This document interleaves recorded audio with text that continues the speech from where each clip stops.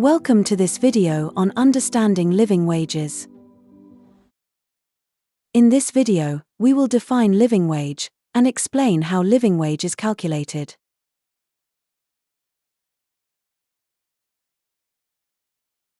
In a previous video, we already briefly talked about living wage and how it differs from minimum wage. If you haven't watched it yet, we highly recommend doing so first. Now, let's take a closer look at the precise definition of living wage. According to the Global Living Wage Coalition, living wage is the remuneration received, in the form of wages, bonuses, and benefits, for a standard workweek by a worker in a particular place, sufficient to afford a decent standard of living for the worker and her or his family.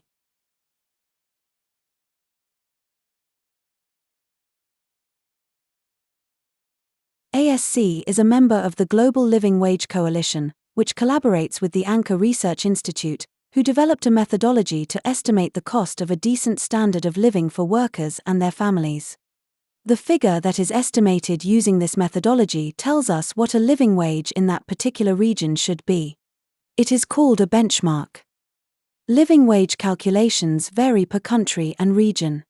For example, the benchmark for rural Madagascar is distinct from that of urban Madagascar, which also varies from urban Cambodia because costs such as housing or transportation can vary between those areas. So how is a living wage benchmark estimated? First, there are three essential costs that are calculated to determine a living wage. Food, based on a low-cost nutritious diet that meets the World Health Organization standard.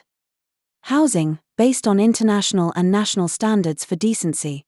For instance, homes must be safe, with secure walls and a roof that doesn't leak. And finally, other essential costs, like healthcare, education, transportation, and clothing. These essentials are estimated per person, so after these costs have been evaluated, they are scaled up to estimate the costs for an average-size family for the region. A small margin is then added to account for unforeseen events. Once the cost of a basic but decent standard of living is determined for an average-size family in a specific location, it is divided by the typical number of full-time equivalent workers per family in that area. Finally, taxes and payroll deductions are included in the calculation to determine a final figure for the living wage. You can find a list of the living wage benchmarks on the Program Center of the ASC Farm Standard. Often, the remuneration that an employee receives, that is to say, the total amount that an employee earns, including any in-kind benefits, falls below the living wage benchmark for their region. The difference between these two figures is known as the living wage gap. We explore this concept further in a separate video. Be sure to watch it next.